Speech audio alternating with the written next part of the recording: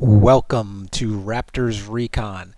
And I know it's been a little while, but things got really busy with work.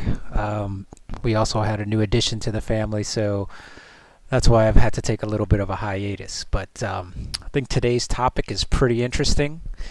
I've titled it The Last Jedi Backlash Is Putin and Trump's Fault. Oh, yeah. Just sit back and enjoy this one. This is a real doozy here.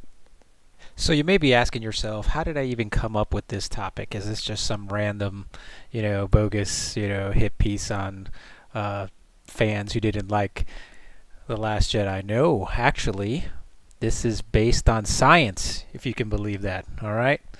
So let's get started. So I have this linked below, but basically I got this off of the Hollywood Reporter. It was posted by Grammy McMillan. The title is Star Wars The Last Jedi Negative Buzz Amplified by Russian Trolls Study Finds. An academic paper finds that half of criticism aimed at director Rian Johnson was politically motivated. Did Star Wars The Last Jedi destroy the franchise and permanently rupture the fandom, as its critics melodramatically have accused it of doing? According to a new academic paper by researcher Morton Bay, the answer is clearly no. The paper, titled Weaponizing the Haters, The Last Jedi and the Strategic Politicization of Pop Culture Through Social Media Manipulation, examines the online response to 2017's Last Jedi, a movie that has come to be considered controversial among the larger fan base of the franchise. Bay suggests that reputation may not be earned, and instead finds evidence of deliberate, organized political influence measures disguised as fan arguments, as he writes in the paper's abstract. He continues, the likely objective of these measures is increasing media coverage of the fandom conflict, thereby adding to and further propagating a narrative of widespread discord and dysfunction in American society.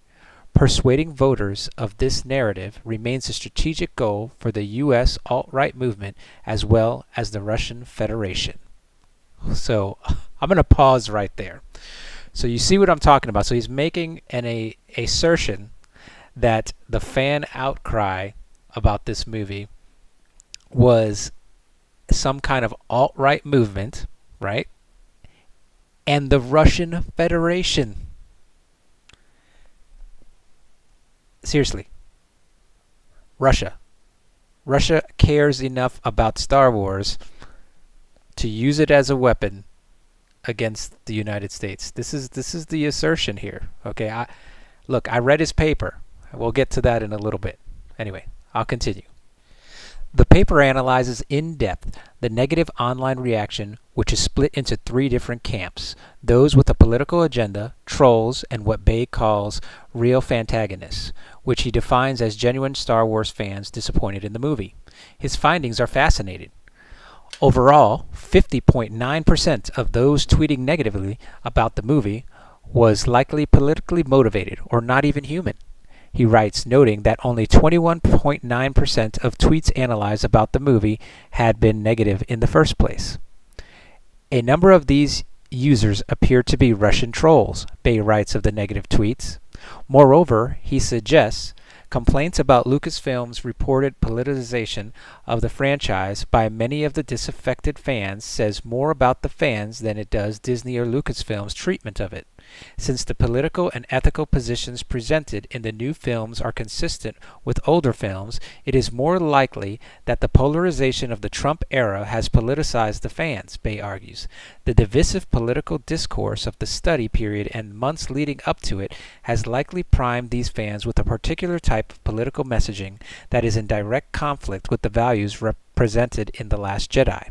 In response to a tweet announcing the release of the paper, The Last Jedi director Rian Johnson shared the tweet, adding, "Looking forward to reading it, but what the top line describes is consistent with my experience online."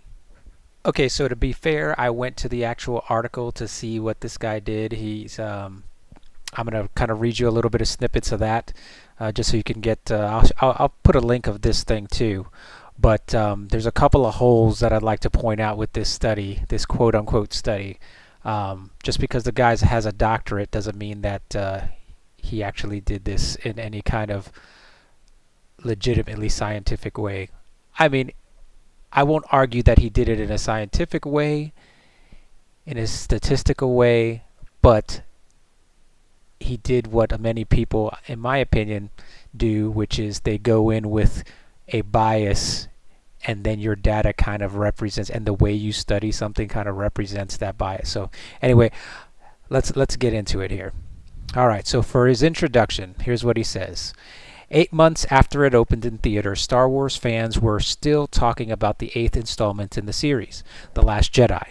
During this time, media outlets ranging from lightweight pop culture websites to serious news organizations have covered the toxic parts of Star Wars fandom, i.e. fans who hate The Last Jedi, and have gone as far as trying to crowdfund a remake of the film. StartChange.org petitions to strike the film from Star Wars canon and create videos, websites, and social media content that criticize the film and call for the firing of its creators. Supporters of The Last Jedi have called these detractors out as being predominantly white males with misogynistic views that did not care for the film's attempt at improving representation of women and ethnic sexual minorities in the Star Wars franchise. However, as the study presented here shows, this is more than a heated discussion among social media users. There is also evidence that the fan conflict caused by The Last Jedi stems from deliberate and organized social media influence tactics employed by politically motivated operators, foreign and domestic. That's a key, as this is the assertion he's making. This study explores how these political influence tactics on social media have jumped from political debate spaces to pop culture discussions, but with the same goals of disruption or persuasion. Wow, that's a zinger right there. So this guy is trying to tie in the social discourse of what's going on politically, i.e. Trump, the whole Russia collusion nonsense and all that. So look, I don't care what side of the aisle you fall on, but when you make the assertion, and he does it later, and I'll explain to you how he does this, that Russia was involved with trying to take down Star Wars, think about that. Let's get real here, dude. Let's get real here. Russia, you think Vladimir Putin or the KGB or any of those people really care about Star Wars enough to come over here to try and incite people within the Star Wars community against it? What does that gain them? Star Wars is pop culture. It's a movie. Yes, and we love it. The fans do. But really, you're talking about the think tank slash full onslaught of Russian intelligence is going to sit there and waste money and time to try and influence and target a director or a franchise like Star Wars or Rian Johnson? Are you kidding me? It's insane, dude. But let me continue here. So he goes on to talk about how Lucasfilm has explained the series and its importance with the political, as far as being partially a comment on the Vietnam War or different things, oppression and different things like that. And yeah, I don't think anybody has argued that there weren't underlying beliefs in there, but I'm pretty sure that for the most part, most people don't like it when you are pushing a political agenda in people's face and rubbing it in their face with it. There's a difference when you have the overtones, the general the general themes of good versus evil against a tyrannical empire versus those being oppressed, the desire for freedom, the heroism, sacrifice, all of those things, those are not just a reflection of real life necessarily, but it's a fairy tale, it's a fantasy, it's a story, that is passed down in legend. I mean, it's these are deep rooted themes that happen throughout humanity in our time here on this planet. Okay, good versus evil, that's not something that just now has come up, within our political discourse. And he later on starts to talk about how, and you can tell that this person is a left-wing leaning person just by the way they write it. And like I said, I don't have a problem with that. But just the way that it's being written, you have to read this. It's crazy. So here, let me just continue. I'll take another snippet in here. He says, it should not have been a surprise then that a new trilogy in the Star Wars franchise would express equally left-leaning sentiments, although they may still have a long way to go. The Star Wars films, books, video games, and TV shows produced after Disney's acquisition of Lucasfilm in 2014 have made an effort to address identity politics by introducing strong female protagonists and a better overall representation of gender, racial ethnicity, and sexuality. This was the case in the first entry in the new trilogy, The Force Awakens, but even more so in The Last Jedi, which took a no-holds-barred approach to address issues of gender discrimination, class warfare, the destructive character of masculine aggression, and war profiteering, while still working within the left-of-center frame constructed by George Lucas in 1977. Criticism of American engagements in the Middle East had already been present in the anthology film Rogue One from 2016, so clearly Star Wars was continuing to convey left-of-center values in the new Disney era. In other words, in the more than 40 years it has existed, politics and left-leaning political commentary has always been woven into Star Wars fabric. Okay, so, and he goes on to talk about, it says, still it appears that some fans with right-leaning political views expected the franchise to be politically neutral as they went to see the first Star Wars film of the Trump presidency. Now, this is what I'm talking about, okay? When you are associating, look, he's not stupid, all right? Neither am I. I've got multiple master's degrees myself. Listen, the way you write something or the way you present something makes a difference. The language that you choose makes a difference. Everything he's using here is the kind of stuff that I could expect from somebody who is way off the deep end on the left side of politics. Why? Because how in the world, I mean, look at that sentence here. As they went to see the first Star Wars film of the Trump presidency. How do you associate a Star Wars film with the Trump presidency? It has nothing to do with that. Look, there is no way. I don't care what your freaking political leanings are. There is no way that you can convince me that it is Trump's fault or anything to do with Trump that caused the backlash for The Last Jedi. No way. It's insane. And yes, you can collect data in a way, and you can manipulate stuff in a way, and you can tailor the way you categorize things to make it work. But that does not mean that it's true.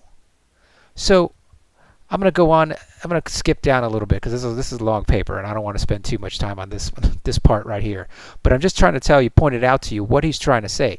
He's basically saying that Lucasfilm has always been slightly left. It's always had political commentary, and somehow the new movies are addressing problems and flaws that in the other one, and is leaning even more left, so we shouldn't be surprised. And now it's also the right-leaning fans that didn't like The Last Jedi, and they're the ones complaining, and they're complaining because it's Trump. I mean, in a summary, this is kind of where he's going with this, and it's kind of ridiculous.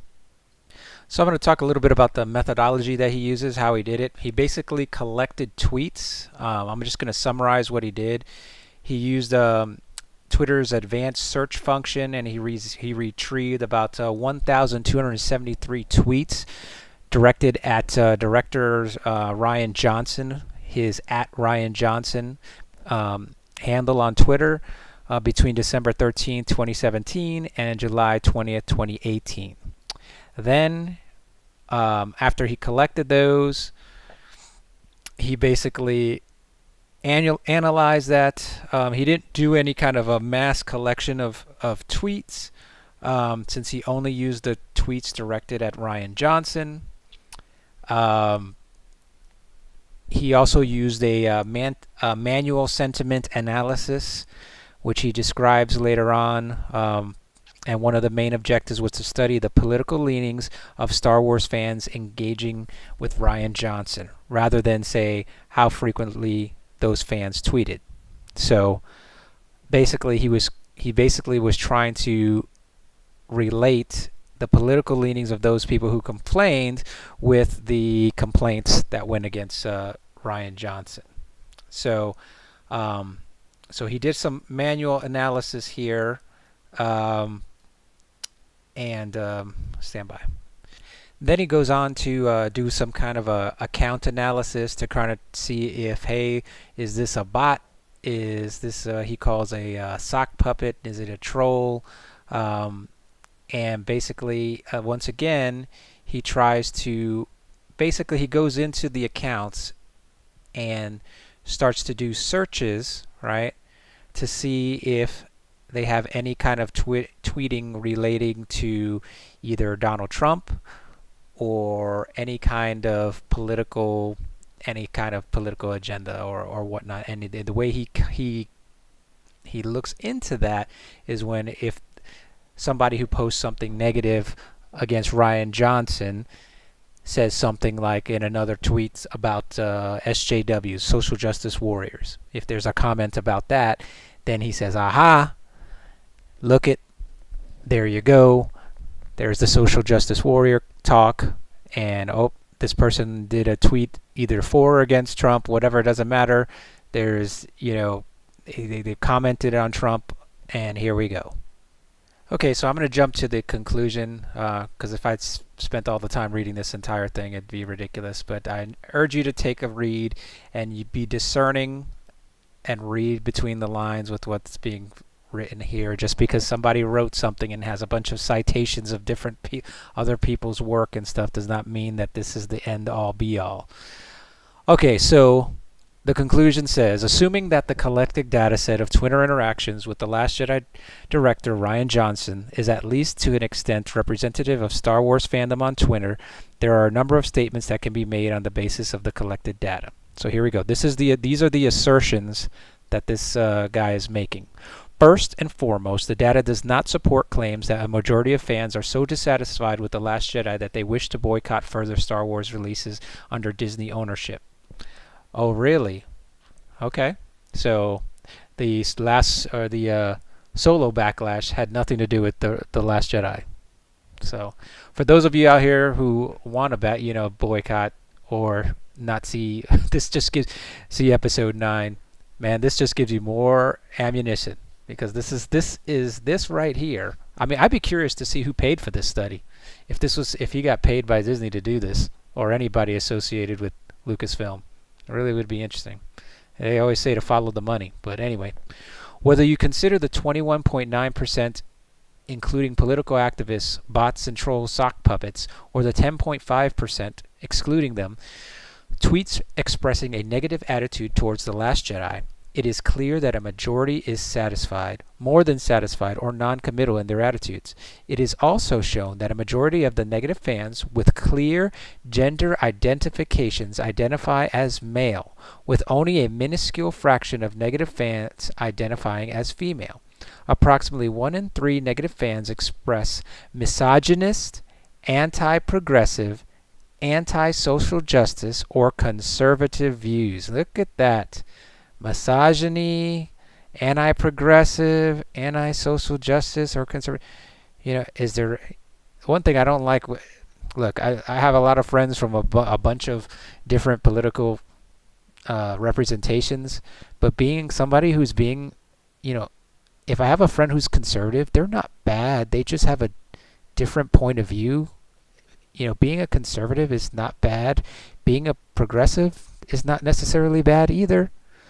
So when it's written this way, with other things that are bad, okay, like misogynist, that's like pretty much where I'll go with that. I just that kind of stuff. It's why I'm saying this paper is rife and full of opinion and bias. It's really bad. You got to read the whole thing. If you read the whole thing, you get what the person is saying, but the bias oozes from every sentence. It's messed up. Anyway, let me continue. When some detractors of The Last Jedi correctly claim that it is an injustice to place these labels on all negative fans, these detractors also have to contend with the facts that the labels actually fit a large portion of their faction. A number of fans feel like Star Wars has been politicized by Lucasfilm and Disney, but since the political and ethical positions presented in the new films are consistent with older films, it is more likely that the polarization of the Trump era has politicized the fans. The divisive political discourse of the study period and the months leading up to it has likely primed these fans with a particular type of political messaging that is in direct conflict with the values presented in The Last Jedi. What was presented in The Last Jedi? Men are stupid. Women are awesome.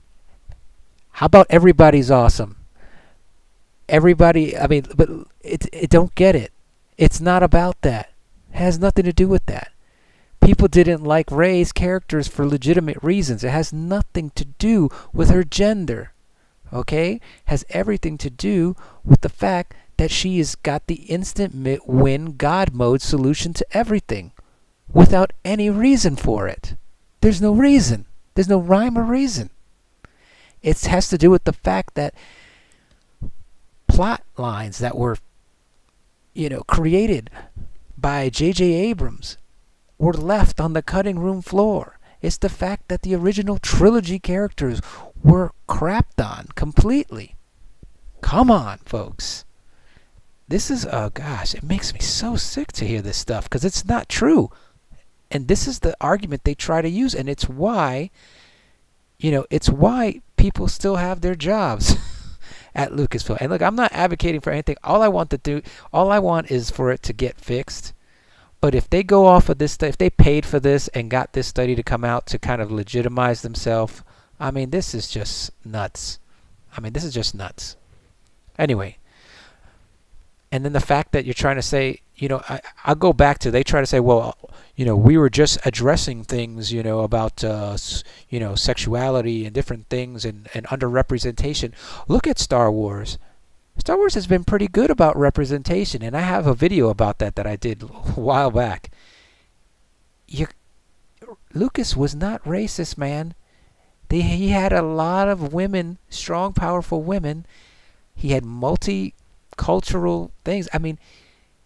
Why are we, and this is freaking Star Wars in a galaxy far, far away. Do I want to see the social discourse of today where everybody is freaking outraged at somebody else for something? Do I want to see that in my Star Wars? No, it's an escape. Oh my gosh. Anyway, let me continue. The presence of organized influence measures, i.e. bots, sock puppets, and troll accounts, is the further indication of attempt to manipulate Star Wars fans as a political persuasion tactic. Okay? I get that. He's trying to conflate the two. And then he goes on to say, this similarity to political influence campaigns on social media, domestic or foreign, is also underscored by the manner in which misinformation appears and sometimes strategically gets propagated. The same misinformation mechanisms as seen in the anti-vaccination controversy and the 2016 presidential election in the U.S. are present in the debate over The Last Jedi. The three latter points are likely the most important contribution of this small study. So this is where, and you have to kind of dig deep to see how because the way he says it, he presents that these bots operate. He says this is exactly how the Russian bots operated when they did stuff on Facebook and everything else. And because it has similar, he's not talking about he researched the IP addresses and saw that there was Russian bots doing this. He's saying that the tactics employed are the same, and since the tactics employed are the same as the Russian trolls, that this was done by Russian trolls. That's a stretch beyond any stretch, because think about it. If there is an effective way, let's say he's legit and these bots are out there, right? And there are people who use bots. There are people, and there are people who are trolls. There are effective ways to do things. So if there's an effective manner, if there's an effective tactic or strategy to employ what you're trying to do, which is to be a troll or whatever, it's going to be similar if everybody's using an effective tactic until it's countered. So it's a completely incredible stretch. But he goes and basically says it has the basic. You got to read it. It's in the dang paper. That basically the tactics employed by the people or the tweets he identified as bots, right, in this relatively small sample, were similar to the Russians. So it has to be the Russians. It's crazy. Anyway, let me finish this off, and then I'll do a wrap-up. However, the assertions made in this article must be considered within the limited scope of the dataset, yes, which may or may not limit generalizability of the findings. Another problem for the replicability is the fact that Twitter is a dynamic forum and only tweets from selected accounts are archived outside the platform's own servers. This means that data collected during the study period in this paper may not correspond to later searches because users may have deleted tweets or taken down their accounts, a general problem with research based on Twitter data. And that's legit. Yet even considering the limitations of the dataset, there are enough indications that pop culture debates on social media are being politicized, sometimes for strategic purposes that have nothing to do with the subject under debate. As the debate on misinformation, political communications, and regulations of social media continues, researchers studying these matters may find it beneficial to turn their attention to pop culture and how political messaging is propagated in its fandoms. So what do you think?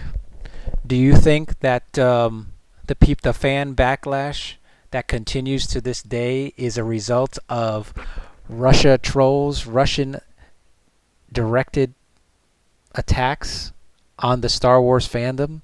Do you think that it is because of President Trump that Star Wars is failing?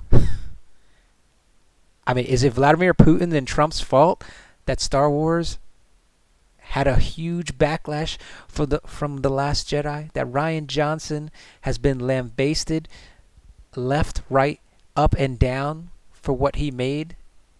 I'm sorry. If you believe that, I've got a bridge to sell you. Okay? At least that's my opinion. Okay? This is my opinion. And I'm just going to I'm shooting from the hip here. Okay? There is no way that you can convince me that Russian influence into the Twitter universe was directed at Rian Johnson, and that the political discourse of the Trump era in tandem with that is what caused the fan backlash. And it is all evil alt-right crazies, Russian sympathizers that hate Star Wars, hate Rian Johnson, and hated that movie, The Last Jedi. You cannot convince me of that. That's basically what this thing, if you read the whole thing, basically it says anybody, it's the same message that's trying to be pushed out. It's not people there. He tries to say, oh yeah, there's a small portion of that group that didn't like it. It's only a small portion called the Fantagonists that did not like it for legitimate reasons. But the thing is that if you posted a tweet, let's say you sent Ryan Johnson a tweet and you said Star Wars sucks, right? And then you had a post about SJWs on Twitter somewhere else. He completed you and he put you in that group of trolls, yada yada, politically motivated, influenced by Russia and Trump category. So you see what I'm saying? So the error, you can already see it. I mean, a logical person can see the error in that. If people, many of us, agree that the social justice warrior thing is not necessarily a good, I mean, look, it's not necessarily a good thing, then you saying that somebody's writing about this and you're tying the two together, and it just doesn't make sense. It doesn't make sense. It's not logical. There's too much bias in there. Had he said, look, I freaking went through this and I looked at everybody's tweets. He did say that there was a significant amount of tweets that were negative, and then he went and said, look, and I broke down, we studied the IP addresses, this, that, and the other. We studied I get the face, I get I get where he was going with some of the stuff about how to figure out whether it was a bot account or something. Some people just created an account just to freaking tell Ryan Johnson it sucked, because that's how mad they were. Okay? I know some people who did that. They're like, I never been on Twitter before. I got on Twitter and I freaking sent him a message. Wow. Okay? That doesn't mean that they're a troll. That means they got so pissed off that they actually did it. And they actually went on there to say something. Incredible. Okay? Because there's a lot of passion involved with Star Wars. And rightfully so. It's a part of our pop culture. It's a part of our heritage, as far as the stories that we've learned to love as children growing up. So anyway, I had to bring this out to you because you've got to read this thing. I mean, honestly, it takes a little while to read through it, but you have to read it once, acknowledge what is being said, and then think about how the things this person is saying and why they're saying it the way that they're saying it. Because it drips with bias, it drips with political motivation, and like I said, I'm curious to see who paid for this study. I'll be really curious to see, because like I said, I give them props for doing some of this research, but the research is flawed. At least that's in my opinion. Anyway, let me know what you think below. If you like this video, go ahead and give me a thumbs up. Hit the subscribe button, and may the force be with you guys. This is crazy. I never thought I would see somebody blame Russian bots like to this degree, or to basically go do an all-out attack on somebody of different political affiliations and use that affiliation to negate the complaints of something. People complaining about The Last Jedi. I never thought I would see something like that. Anyway, y'all have a good one. Take care.